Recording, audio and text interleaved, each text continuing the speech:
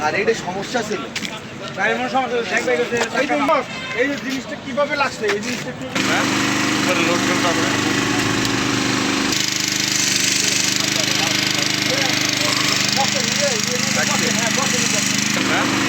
Load করতে হবে।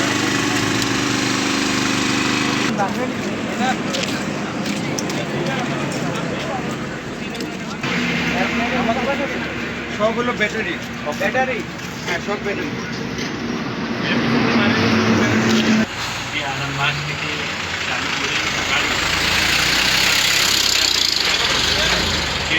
এক্সপ্রেসওয়ের মামুখী একটি ট্রাক রাস্তার পাশে চাকা নষ্ট হওয়ার কারণে ঠিক করতেছিল।